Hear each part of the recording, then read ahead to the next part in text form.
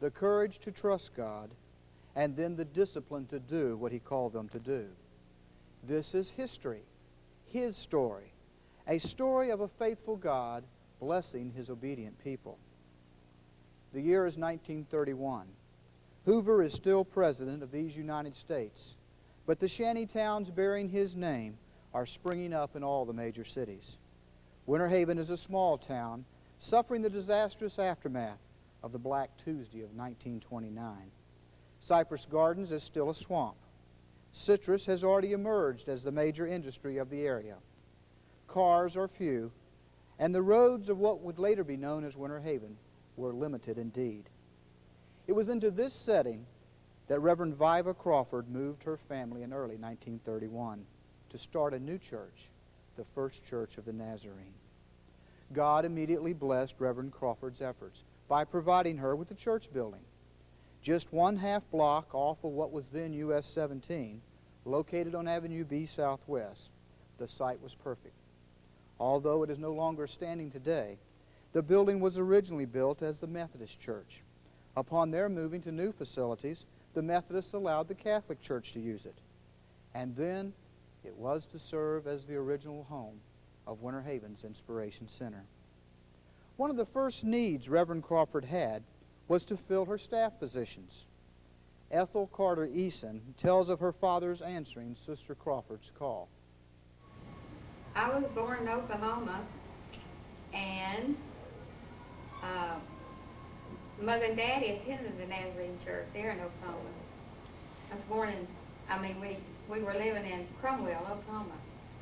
And one day, Daddy picked up the Carol of Holiness.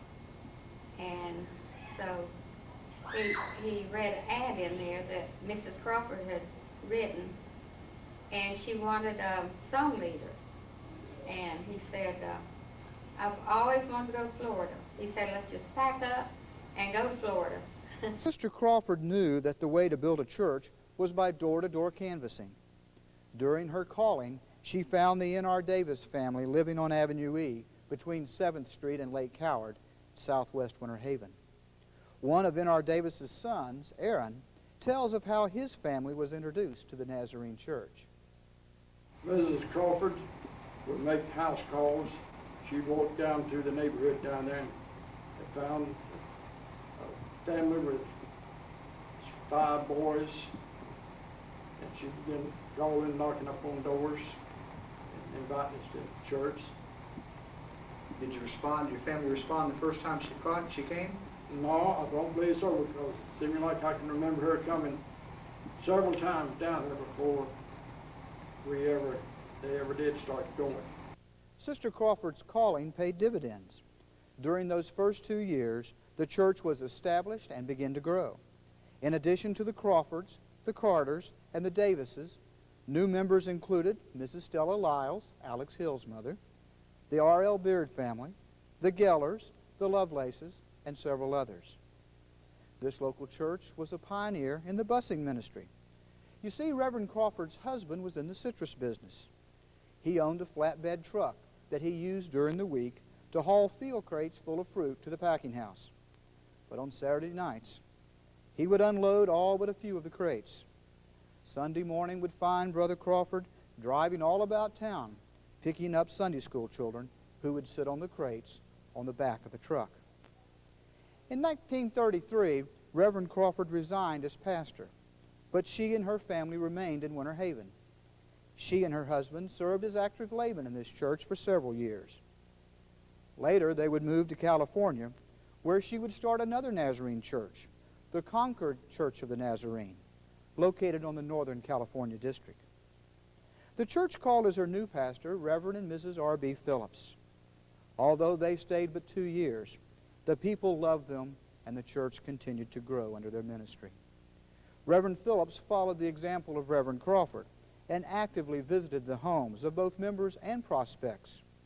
One monthly report showed that Reverend Phillips made 33 pastoral calls, contacted 109 homes, and prayed in 35 homes. His salary for that month was shown to be $23, 8 lemons, and 6 limes. This new church was very evangelistically oriented. For example, it was in a revival held by a 17-year-old girl from Miami named Lois Murphy that N.R. Davis was saved. Shortly thereafter, Uncle Buddy Robinson, the famed evangelist of the Nazarene denomination, came to Winter Haven for revival meetings. Brother Carter, the song leader, later told Philip Easton a special story about Uncle Buddy's visit to Winter Haven. That morning, Brother Crawford took him fishing with him. Brother Crawford had a boat, trailer and everything, and so now Uncle Buddy Robinson, the great preacher that he was, he come to that little church there to run a revival for 2 weeks in Winter Haven. Now that's the kind of a man he was, the kind of a great man he was. And you never heard, people would come there and just stand outside and look in the windows 3 deep to hear him preach. I don't know why we didn't go down to the city auditorium or somewhere, But anyway, he came there, Uncle Buddy did, preach for them 2 weeks. But anyhow, he told Miss Carter that morning when he started out to preach, he said, he lisped when he talked, He said, "Sister Carter," he said, "I'm going to bring you a fish." Oh, she told him to bring her one. He said, "Sister Carter, I'll bring you one." And they got down there and they fished all day. They didn't neither one catch a fish. And they started out trolling, and Mr. Crawford said, "Well, we'll have to go, Uncle Bud." Said, "This is the last round we're going to make. We've got to go home. It's getting late." So they started going around. Said Uncle Buddy took his hat off and laid it down in the boat. He said, "Lord," said, "I'll promise Sister Carter a fish. Said, will you please let me catch a fish for Sister Carter?" And that's all he said.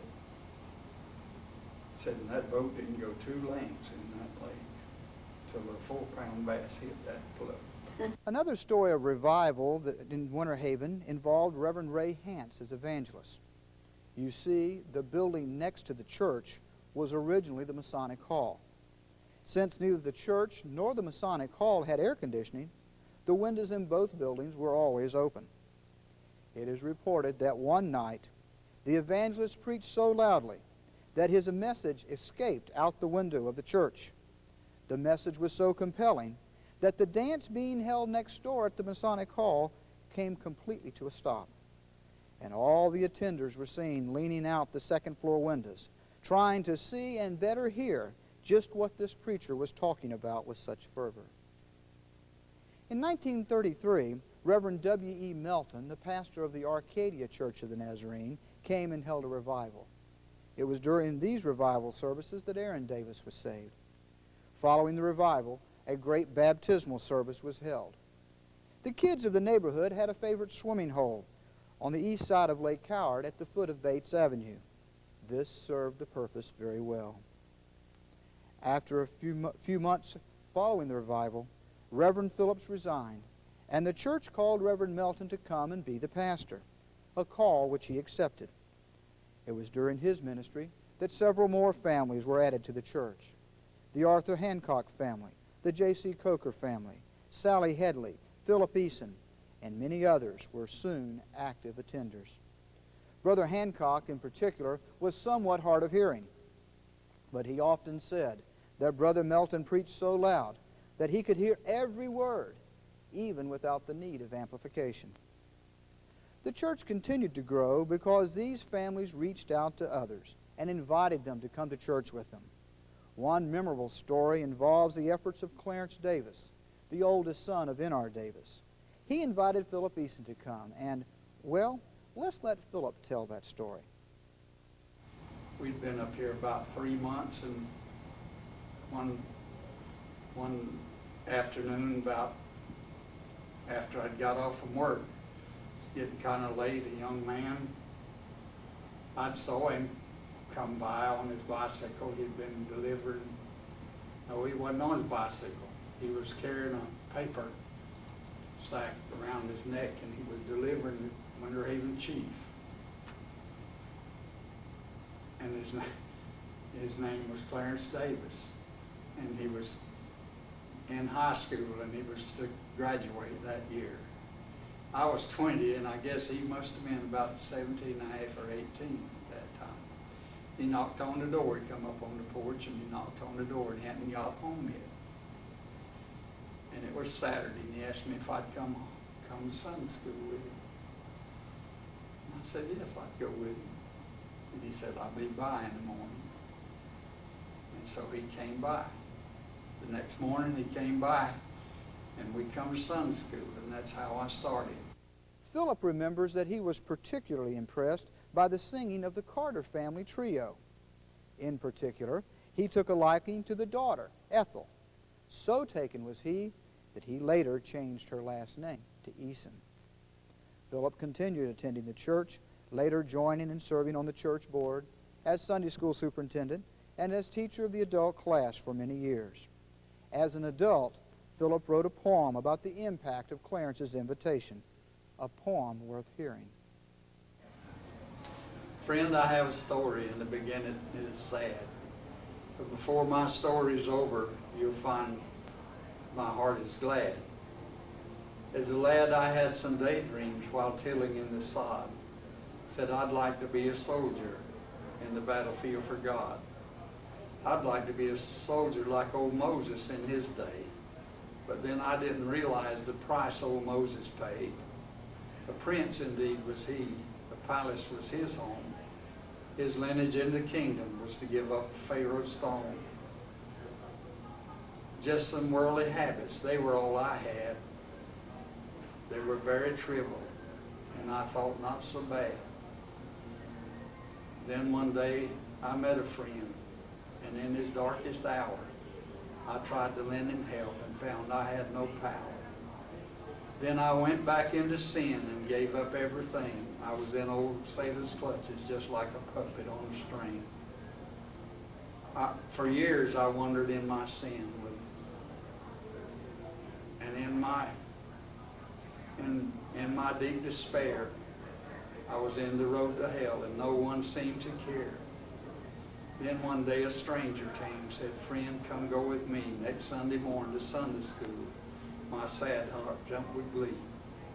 The stranger never let me down because he came by that day, and we walked to church together and talked along the way.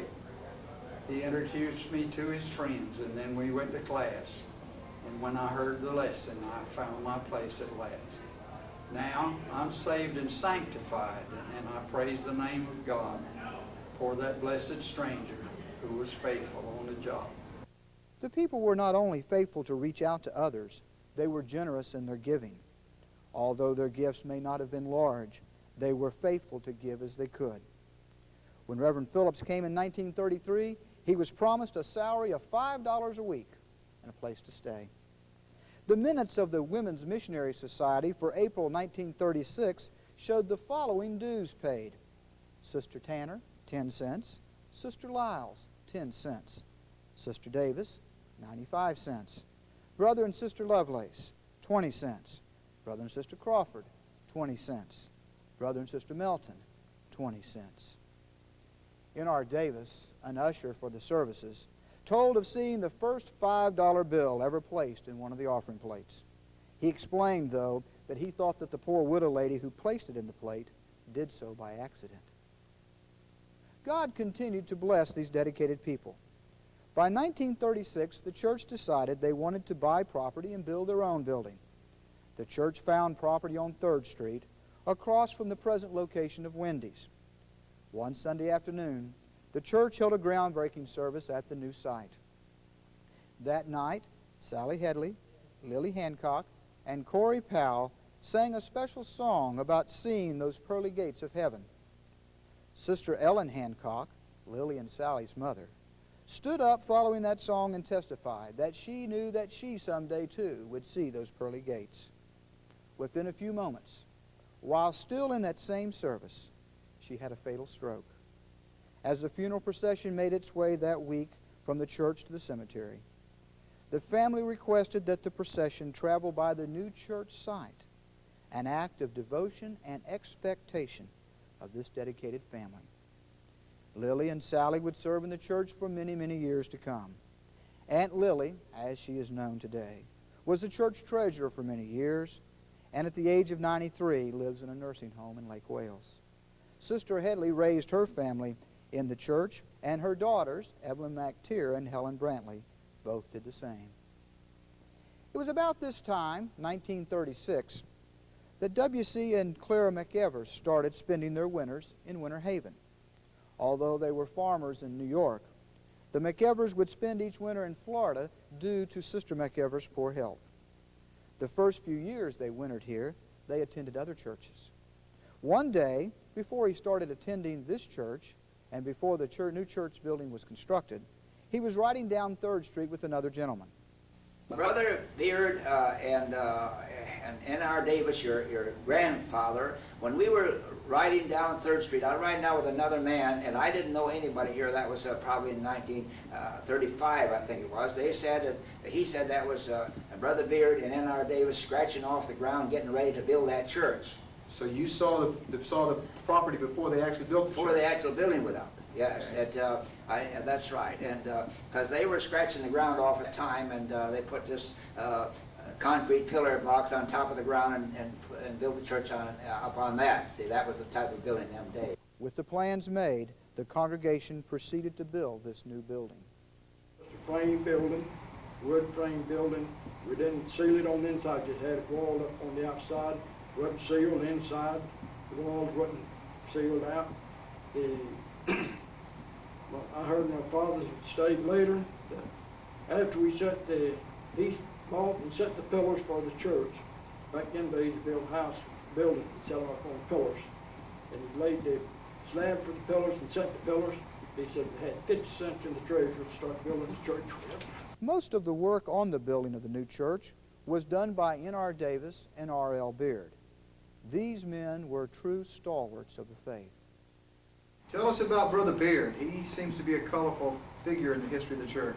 Brother Beard, he's a mighty fine man. He came from Lawrenceburg, Tennessee.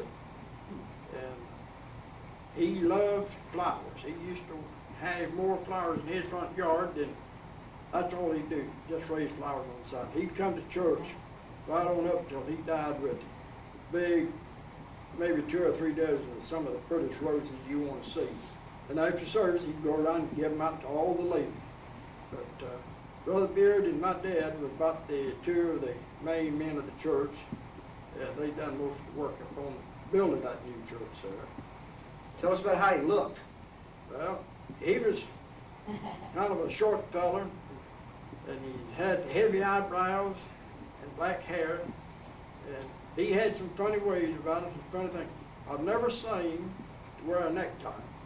The only time I ever saw a Brother Beard with a necktie on was the day that they buried him. And, but he always had a toothpick behind his ear. That was his trademark, a toothpick behind his ear. And if he didn't have it behind his ear, he had it in his mouth. But he never been caught without a toothpick.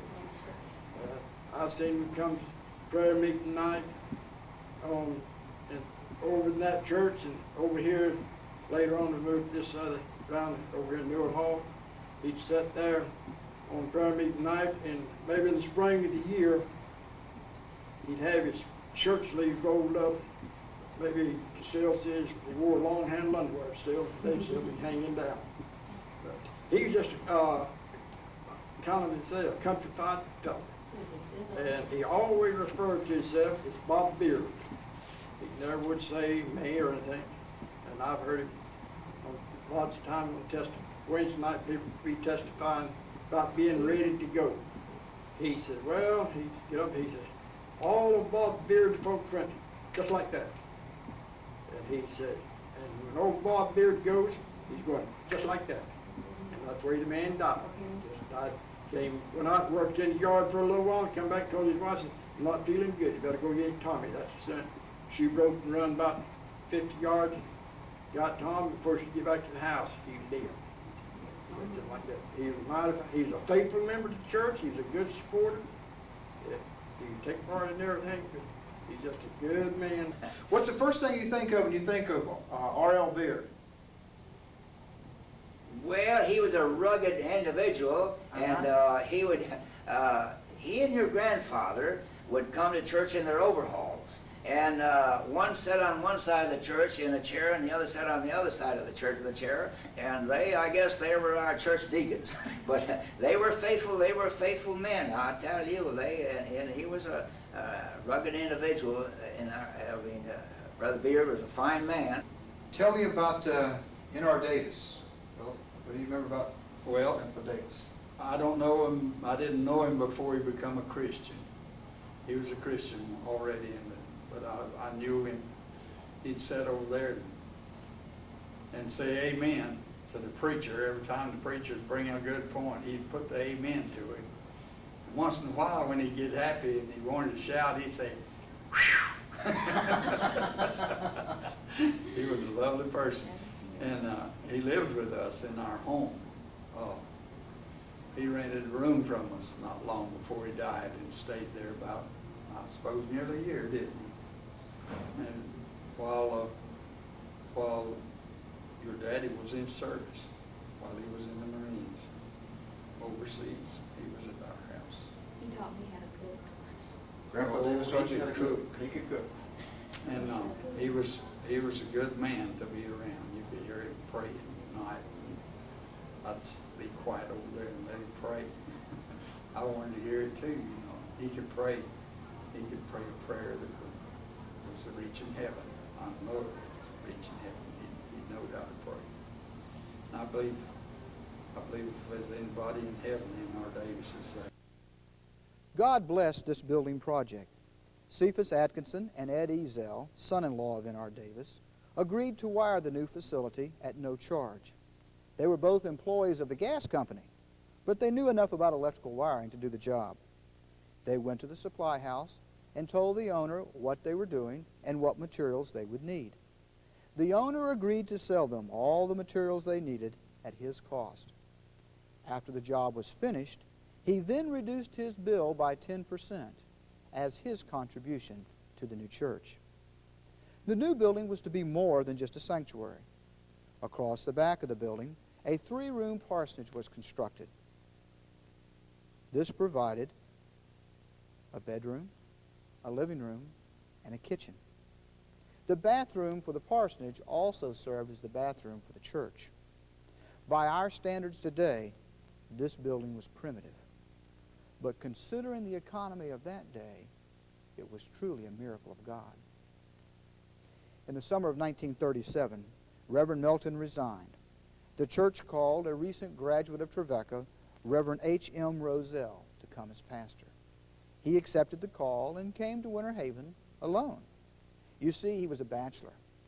But within a few weeks, he returned to Tennessee to be married. And so Reverend Roselle had a new wife, a new congregation, and a new church building. And Sister Roselle, well, she had a new husband, a new church family, and a newly constructed parsonage, such as it was. Philip Eason started attending the church while Reverend Melton was pastor. His sister was in poor health, and the doctor said that she needed goat's milk rather than cow's milk. Philip's dad purchased a goat, one that was soon to be the family's pet. However, before long, this pet became a pest. Soon he was more than the Eason family could handle. The solution to the problem was for the Easons to give the goat to Luther Davis, N.R. Davis's youngest son. However, the goat was soon to be an unwelcome guest at the Davis home. So he was given to the Beard boys. When R.L. Beard had reached the limit of his patience, he had a different solution. You see, the church was planning a fellowship supper. So Brother Beard prepared a large pot of goat and rice, a dish enjoyed by all, except a few of the boys who had a little different perspective on the matter. Reverend Jett followed Reverend Roselle. Reverend Howard Jett moved to Florida from Jackson, Tennessee, where Dr. William Greathouse was a member at that time. Dr. Greathouse would later come to Winter Haven in 1982 as a general superintendent to lead in the dedication service of the then newly constructed sanctuary. Now we call that facility the Kirby Life Center. During Reverend Jett's pastorate, the neighborhood around the church began to change. First, It was learned that US 17 would be rerouted from 6th Street to 3rd Street, right in front of the church. This caused great alarm on the board. Who would want your church on a busy highway? Brother McEvers explained some additional concerns the board had. Well, it was because the welding shop was across the street, and they'd bang on them big tanks there, and one thing and another during the service. And also, Pounds' tractor place actually run those tractors on it while they was preaching the sermon, and it got so noisy. And then the street, of course, they figured ahead the street would be a lot of traffic on the street. So, so we come over here and held a tent meeting over on Avenue F. Held a tent meeting on Avenue F here, and bought 3 lots here. And it was so quiet over here that they decided to move out of there and bought 3 lots over here. And so on January 7th, 1940, the congregation voted 17-1 to sell the property for $2,000. The property was sold to Frank O'Halloran, who converted the facility into a poultry market, keeping live chickens in the rear and selling dressed chickens from the storefront that had once served as a sanctuary. The church then purchased the land on Avenue F where they had held the tent meeting. Now, as I remember, or as I understand, the property was actually purchased from the city, is that right? That's correct. They went down and seen the city. They sold the old church for $2,000, and then they went down to see the city about these lots here. And the city was broke. They had these big bonds over their heads from the boom. They went bust, and they were totally broke. They could hardly pay the police department or anybody else, and so they offered to sell the lots, 4 lots for 3 lots for $400. And a few years later, Brother Redmond was here as our pastor, which used to be a district superintendent. And we got a hold of $300. I joined the church during that time. Then is when I started. I was attending before as a visitor, but then I joined the church under Brother Redmond. And he got a hold of $300, and he said, they said, okay, we'll take it. To build a church and a parsonage for $2,000 once again was truly a miracle of God. It was during this time of building and moving to Avenue F that Reverend Jett accepted the call to pastor the church in Clearwater. Reverend Cowan came as pastor for a brief period of time. He was then followed by Reverend J.E. Redmond, the man who had been the district superintendent of the Florida district at the time this local church was organized in 1931. It was during his pastorate that the Brantley family and the Fowler families came into the church. Soon after moving to the new church, it was agreed that a new front should be added, one that would provide some Sunday school classrooms. And so the front that you see in these pictures taken in 1945 was added there in the early 40s. In 1944, the church called Reverend and Mrs. W.W. Glenn to serve as pastor. The Glenns moved to Winter Haven from the Miami Grace Church. Soon after arriving, the Glenns thought it'd be nice for some of the young ladies that they had pastored in Miami to come and visit Winter Haven. Dina Melton was one of these visiting young ladies. One day, just before the visit, Mrs. Glenn saw Aaron Davis walking across the backyard of the parsonage. Having just returned home from World War II, Aaron was working for the Tampa Electric Company reading meters. He was in the parsonage yard for that purpose that day. Mrs. Glenn called out the window to Aaron, inviting him to come to Sunday dinner with the visitors. Aaron responded, "Yeah, I'll come, and if I see one I like, I'll marry her." And indeed he did. The church grew by many different means. The Glenns served faithfully for 5 years, resigning in 1949 to begin a new church in Eustis. Reverend E.T. Harris succeeded the Glenns briefly, only to become known as Hurricane Harris. He left a short little while before he left. Why, a hurricane came through. And I was living across the street at that time, and he come over to the house at 5 o'clock and asked me what I was going to do. Well, I was acquainted with hurricanes, and I said, I'm going to go to bed and go to sleep. And at 11 o'clock it hit. And I saw some lights flash, and that was Saturday night, and Sunday morning we didn't have no preacher. One source remembers that the hurricane eventually traveled north and hit the very same town in Georgia in which Reverend Harris had taken refuge. Later that same year, Reverend and Mrs. H.A. Casey were called to serve as pastor. The Caseys were a musically talented family that the people dearly loved. It was during the early pastorate of Reverend Casey that Frank and Almeda Scott started coming to the church. How did you happen to know about the Nazarene Church?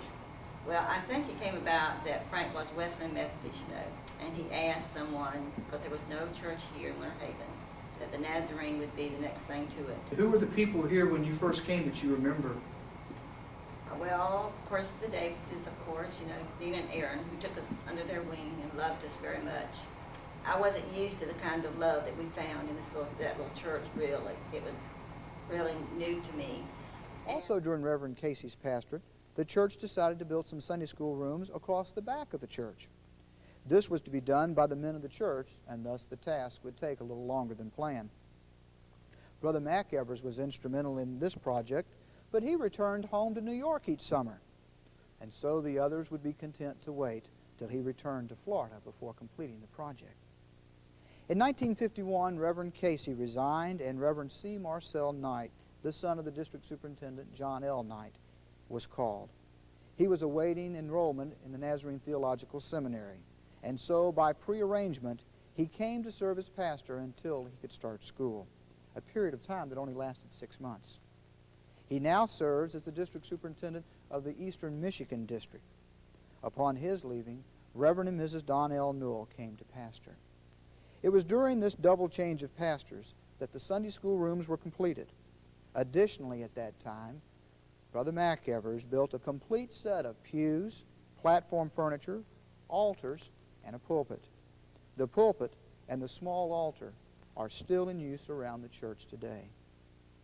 During the next 10 years, the church was to grow numerically and in facilities.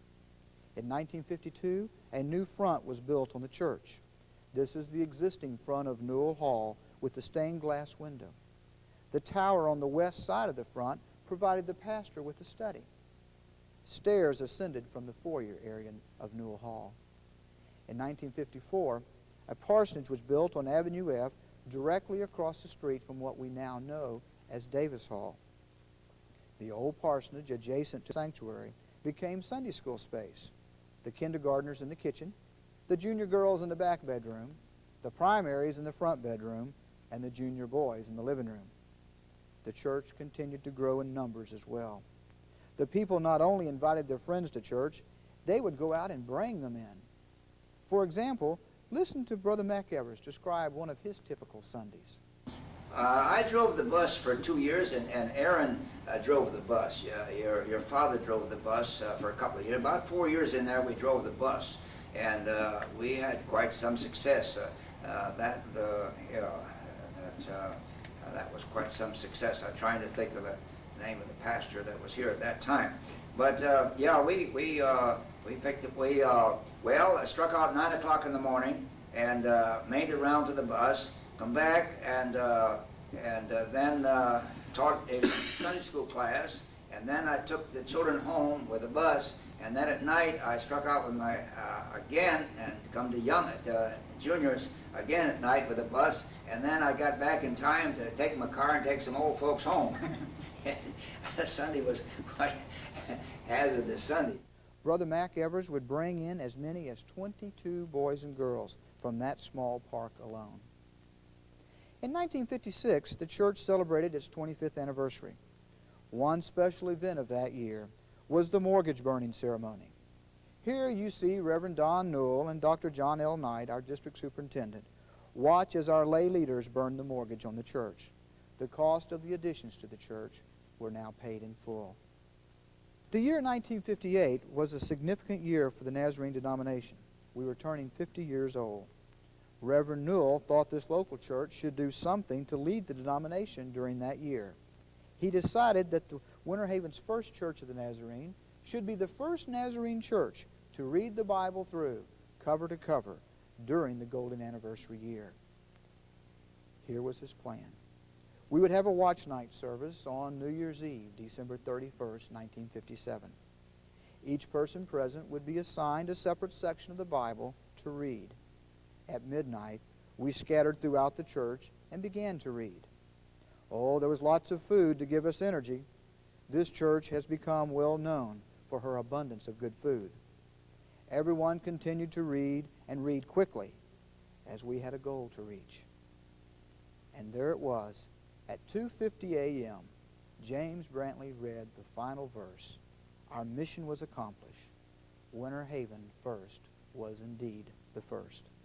The year 1958 was also significant in another way. It was in the summer of 1958 that the first International Institute of the Nazarene Young People Society was held in Estes Park, Colorado. This was the origin of the Nazarene Youth Congress. Attendance was limited to a very select few. The youth had to compete on the district level. At that time, all of Florida was one district, and the Florida district was limited to but 4 teenagers.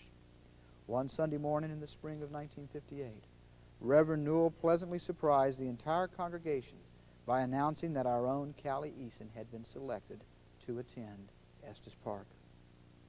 A growing church is an excited church, and excitement was always high on Rally Day. One particular Rally Day was captured by these home movies. As you can see, each Sunday school class sat together in the sanctuary. Our photographer walked down the center aisle and captured the faces of these Sunday school scholars.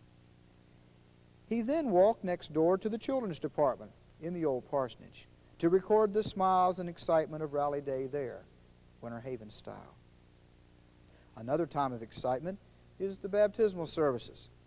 The original sanctuary had a baptistry inside.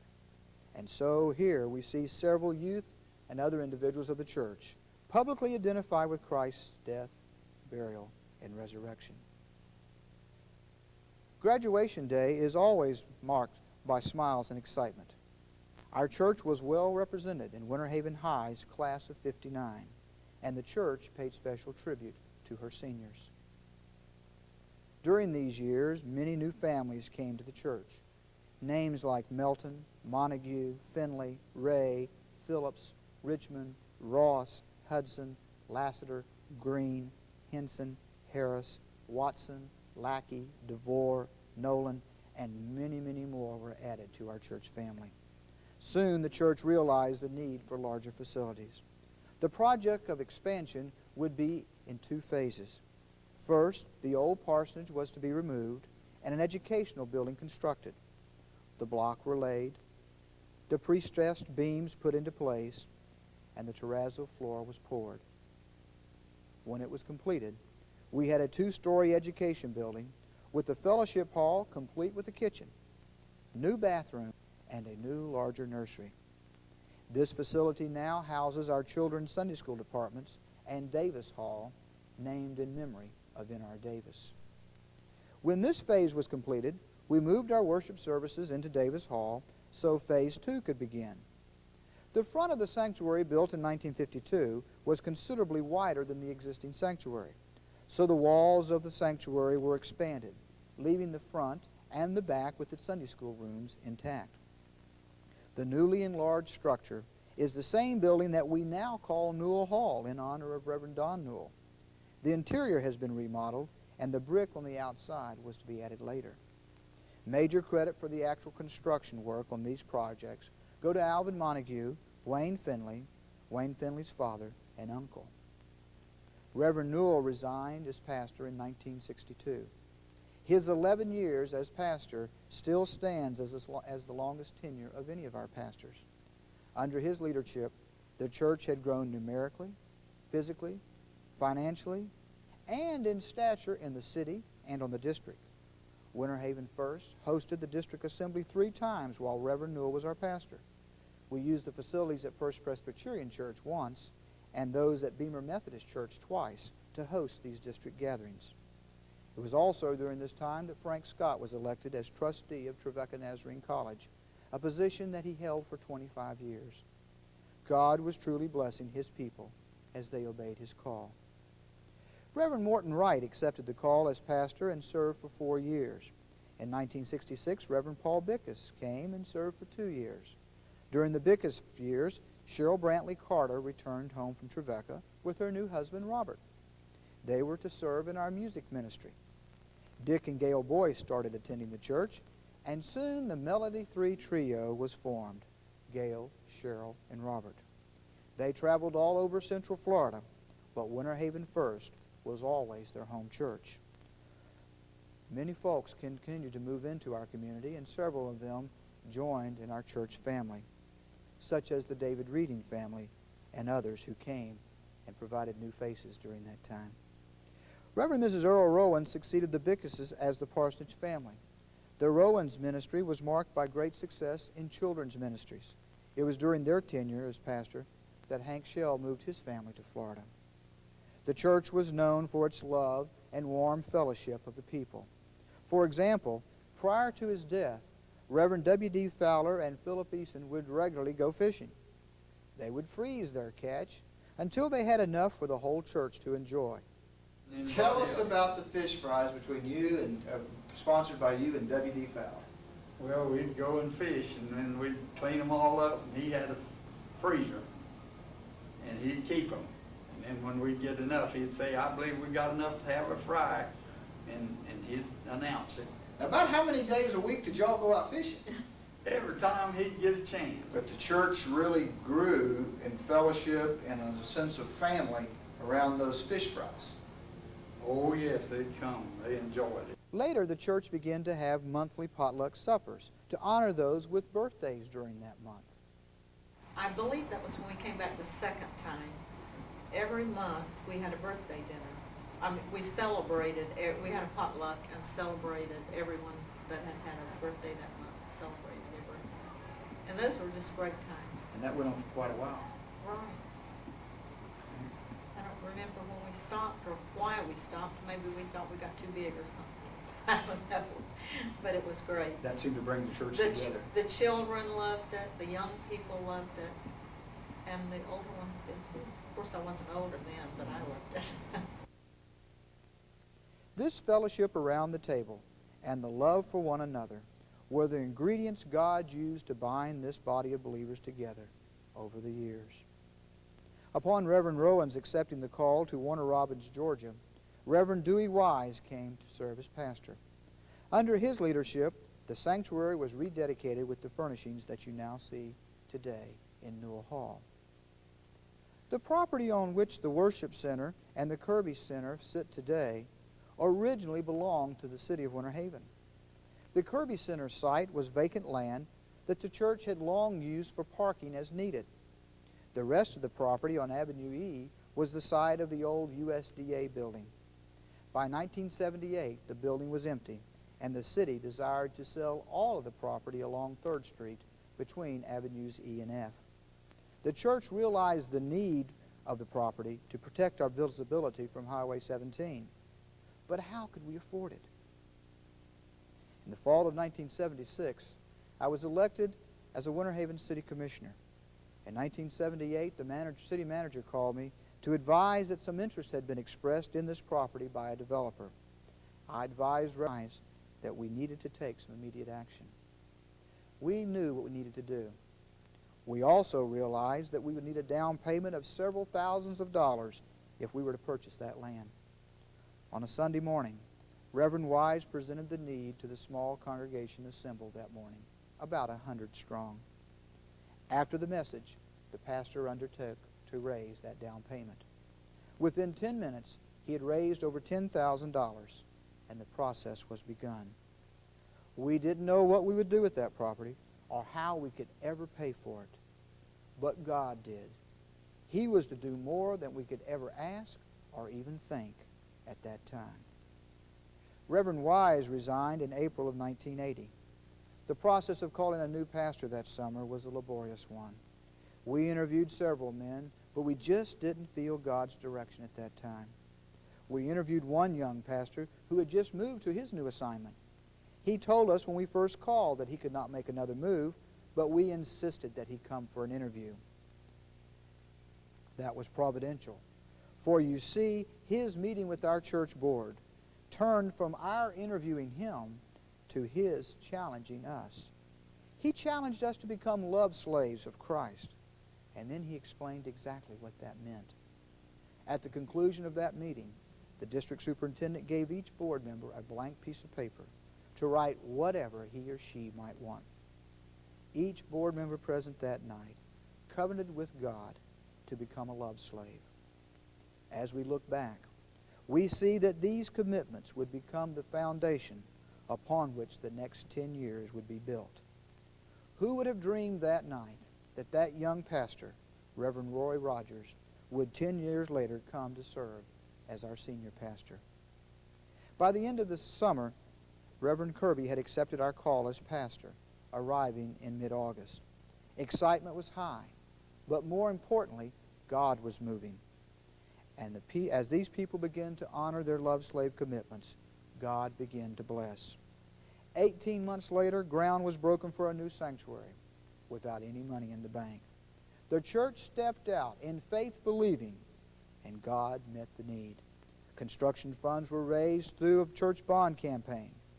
Although we started making the building fund payments at the time the ground was broken, months before we could move in, God supplied the need, and each month's payment was made in full and on time.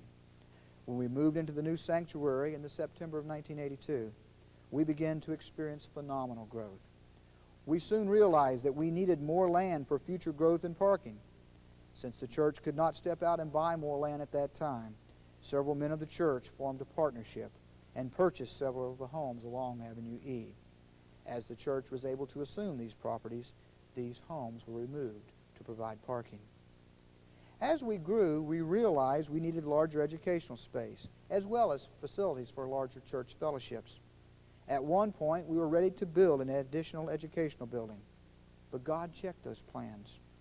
We then realized that we were consistently seeing our sanctuary at 80% capacity or more. Following the wisdom of the church growth experts, we made plans to build a larger worship center. To build a new building, we would need more parking.